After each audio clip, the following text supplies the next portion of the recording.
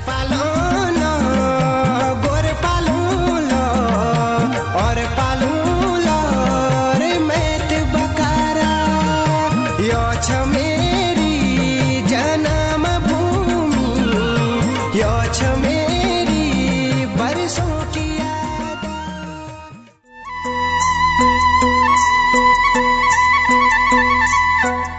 नमस्कार श्रोताओं, स्वागत है आपका स्वस्थ पशु खुशहाल किसान कार्यक्रम में। और मैं हूं आप लोगों का रेडियो साथी नारायण मेहता। कहते हैं पशु हमारे साथी हैं, हमारी रोजी रोटी के आधार हैं और जब पशु स्वस्थ हों तो किसान का जीवन भी खुशहाल बन जाता है।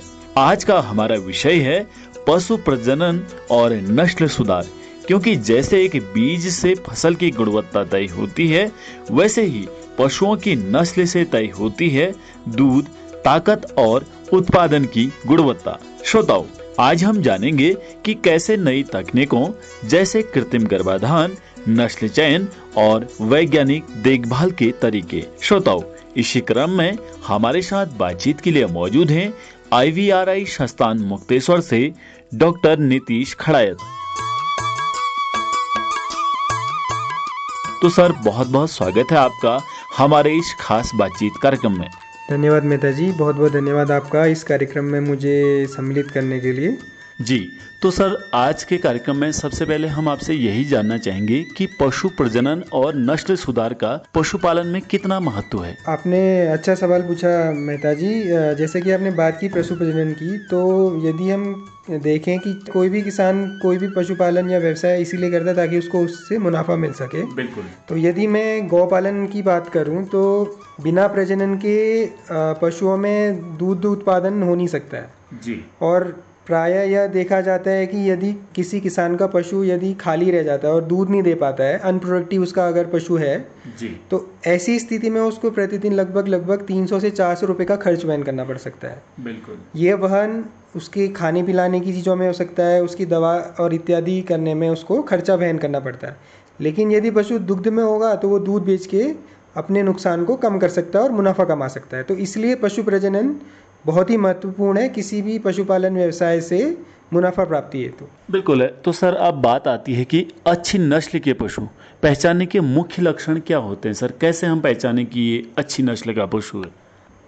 अच्छी नस्ल के पशु ये निर्भर करता है कि पशु का किस व्यवसाय में हम उसको प्रयोग में लाने वाले हैं। यदि हम गौपालन की बात करें, यदि मैं उनके चयन की बात करूं, तो सबसे पहले तो हमें देखना पड़ेगा यदि कोई दुधारू पशु है और किसान दुधारू पशु खरीदने के लिए कहीं जा रहा है तो सबसे पहले वो यह देखे कि पशु दूर से देखने पे वो स्वस्थ दिखना चाहिए। बिल्कुल। पशु हट्टा कट्टा होना चाहिए। पशुओं के जितने भी जननांग हैं या जो भी अन्य जैसे कान हो गया, नाक हो गया, इन जगहों से कोई भी जो अतिरिक्त जो स्राव है, जो गंदगी है, उस तरीके के स्राव नहीं होने चाहिए। पशु की जो त्वचा है, पशु के जो बाल हैं, वो चमकदार होने चाहिए। बिल्कुल। साथ ही साथ जो पशुओं का जो जैसे जिसको हम बोलते हैं बॉडी कैपेसिटी बोलते हैं, जो उसका शारीरिक स्कोर होना चाहिए पशु का, वो लगभग 2.5 से 3 के बीच में तो कम से कम होना ही चाहिए, मादा पशु की यदि मैं बात करूं तो। जी।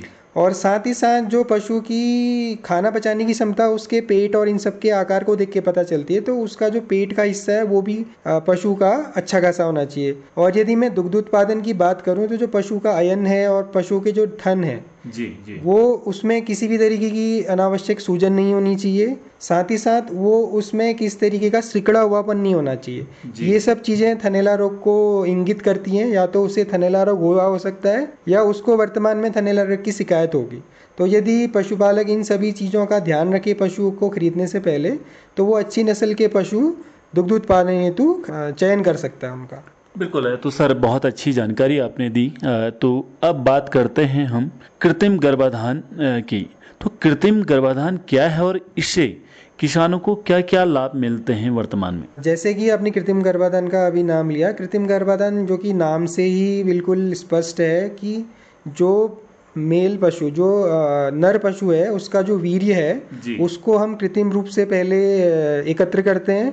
उसके बाद लैब में उसकी प्रोसेसिंग करने के पश्चात बाद में उसको जब पशु हीट में आता है उसके बच्चेदानी के रास्ते में छोड़ दिया जाता है। तो यह नेचुरल प्रक्रिया से बिल्कुल भिन्न है और इसमें हम एक कृत्रिम रूप से जो वीर्य एकत्र हुआ है उसको मादा के जननांगों में रख देते हैं उचित समय आने पर, ताकि पशु को गर्भित किया जा सके। तो यह एक कृत्रिम गर्भाधान है।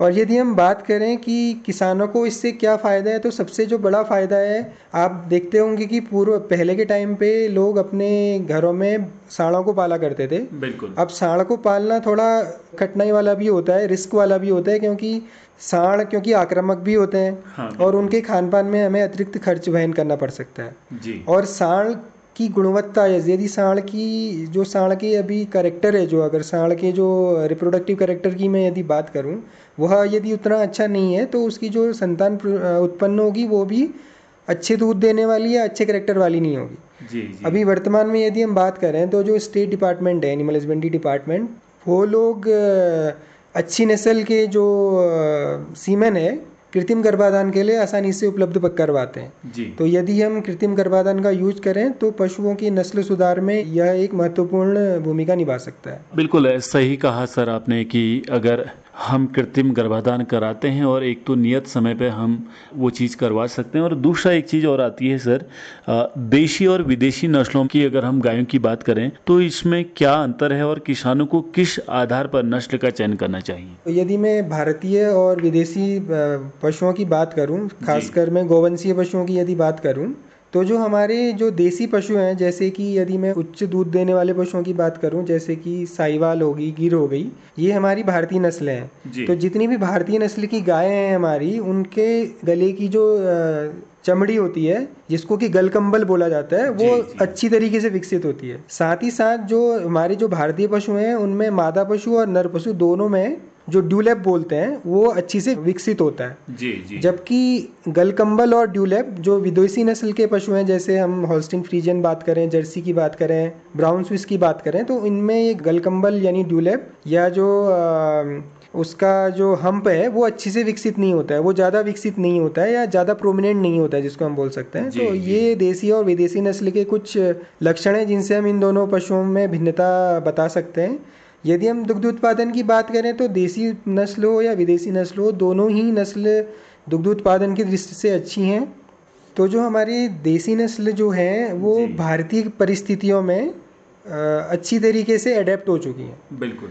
और इनमें जो बीमारियों के प्रति लड़ने की क्षमता है, वो ज़्यादा पाई गई है। इनमें थनैला और इत्यादि जो बीमारी हैं, अन्य बीमारियां, मेस्टाइटिस, जो कि दुग्ध उत्पादन से संबंधित है, वो काफ़ी कम पाई जाती हैं। लेकिन यदि हम विदेशी नस्लों की बात करें, यदि उनका उचित प्रबंधन न किया जाए, तो उनमें मेस्टाइटिस और बाकी अन्य बीमारियां बहुत जल्दी देखी जाती हैं। बिल्कुल है। तो सर वैसे भी पहाड़ के परिप्रेक्ष्य से अगर हम बात करें, तो देशी नस्ल की गाय पहाड़ों में पालना थोड़ा सा आसान भी होगा विदेशी गायों के अपेक्षा। हाँ, यदि हम पहाड़ी इलाके की बात करेंगे, जो पहाड़ी पशु हैं, लोकल के पशु हैं, वो यहाँ के वातावरण के लिए अनुकूलित हैं। तो उनका मेंटेनेंस जो होता है, उनको रखरखाव का जो खर्चा है, वो कम होता है विदेशी पशुओं से। हालांकि उनका दुग्ध उत्पादन थोड़ा सा कम मिलेगा आपको, लेकिन बीमारियों से रोकथाम में वो पशु बहुत अच्छे होते हैं।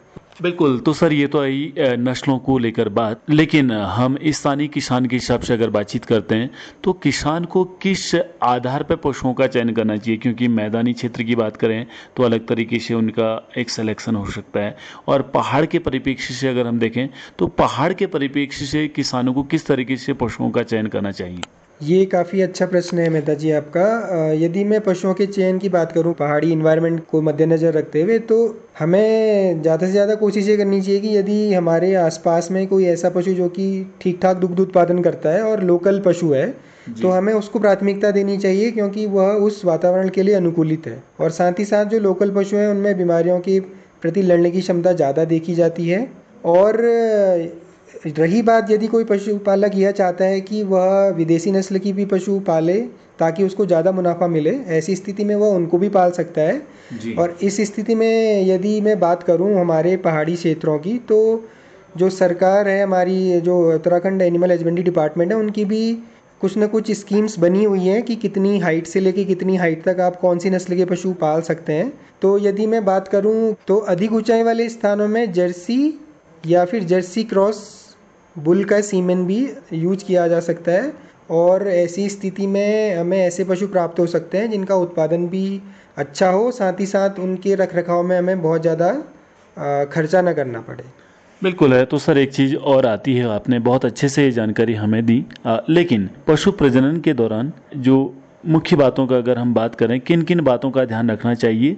तो यदि पशुओं के रखरखाव की मैं बात करूं तो पशुओं में पोषण संबंधित, आहार संबंधित और उनके आवास संबंधित प्रबंधनों का काफ़ी ध्यान रखना है। साथ ही साथ पशुओं की स्वास्थ्य प्रबंधन पे भी हमें ध्यान देना है। जी। पशु का गर्भाधान हमें तभी कराना है जब पशुओं के जननांग पूर्ण तरीके से विकसित हो गए हों, और प्रायः यह देखा जाता है कि जब पशु अपने वयस्क वजन का 70% भार उसका आ जाता है, उसके बाद ही वह गर्भित कराने के लिए उचित है। जब पशु गर्भाधान के लिए तैयार हो गया है, उसके बाद हमें हीट के लक्षणों की जांच ढंग से करनी चाहिए। साथ ही साथ हमें यह देखना चाहिए कि यदि पशुओं के बच्चेदानी के मार्ग से कोई असामान्य स्राव आ रहा है, कोई गंदगी आ रही, तो ऐसे पशुओं को गर्भाधान नहीं कराना चाहिए। उन्हें पहले अच्छी से उनका उपचार करना चाहिए, तत्पश्चात ही उनको गर्भाधान करना चाहिए।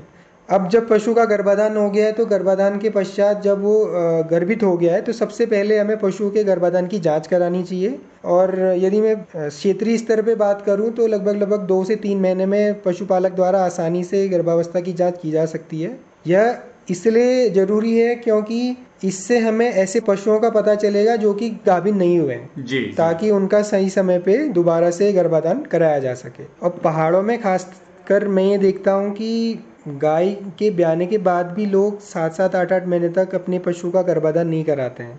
तो ये मैं उन्हें बताना चाहूँगा कि जैसे ही पशु ने बच्चा दे दिया है, बच्चा देने के बाद पशु 2 से 3 महीने के अंदर यदि वह स्वस्थ है तो गर्भाधान के लिए वह तैयार हो जाता है। और मैंने प्रारंभ में बात की थी कि पशुपालन व्यवसाय से मुनाफे के लिए यह हमें तभी हो पाएगा जबकि गर्भावस्था का अंतराल 1 साल से अधिक न हो। तो यह तभी संभव है जब पशु ब्याने के बाद 2 से 3 महीने के अंदर फिर से गाभिन हो जाए। बिल्कुल है। तो सर बहुत अच्छी जानकारी आपने दी। अगर हम स्वस्थ पशु की बात करें या फिर स्वस्थ बछड़े की बात करें तो इन बातों का हमें ध्यान कहीं ना कहीं रखना होगा। तो सर जो नस्ल सुधार कार्यक्रम है, तो इसमें किसानों की भागीदारी जो है वो किस तरीके से बढ़ सकती है? अगर एक आम किसान इसमें भागीदारी करना चाहे या बढ़ावा इसको हम देना चाहें तो एक आम किसान कैसे भागीदारी बढ़ा सकता है? यदि मैं पशुओं के नस्ल सुधार में किसानों की भागीदारी की बात करूं तो सबसे पहले इसमें किसान को खुद से जागरूक होना पड़ेगा।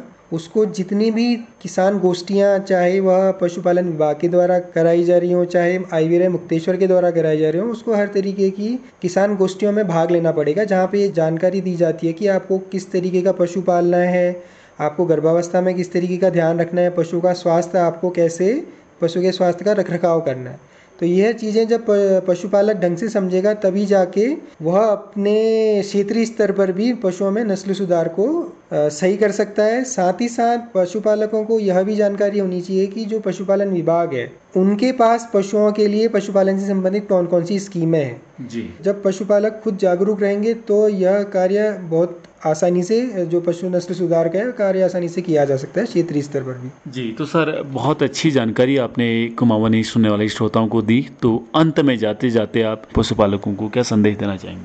तो पशुपालकों को मैं बस मोटे तौर पे जितना मैंने अभी कुछ यहाँ पे बोला है, मैं मोटे मोटे तौर पे वही संक्षिप्त रूप में बताना चाहूँगा कि पशुपालक जब कोई भी कृषक करता है तो अपने पशु का रखरखाव अच्छी से करे, क्योंकि पशुपालन व्यवसाय में उसे मुनाफा तभी होगा जब पशुओं का जो रखरखाव है वह अच्छी से करे। रखरखाव में मुख्य रूप से आहार संबंधित रखरखाव, स्वास्थ्य संबंधित रखरखाव, टीकाकरण संबंधित रखरखाव और उसका प्रजनन संबंधी रखरखाव आते हैं। और इन सभी चीज़ों में पशुओं में यदि मुनाफे की मैं बात करूं पशुपालन से, तो प्रजनन संबंधी रखरखाव का बहुत ही महत्वपूर्ण योगदान है, क्योंकि पशुओं से मुनाफा तभी प्राप्त होगा यदि मैं गौपालन की बात करूं तो जबकि वो दूध देंगे, और जब तक पशु गर्भित नहीं होंगे, जब तक पशु बच्चे नहीं देंगे, तब तक उनसे दुग्ध उत्पादन संभव नहीं है।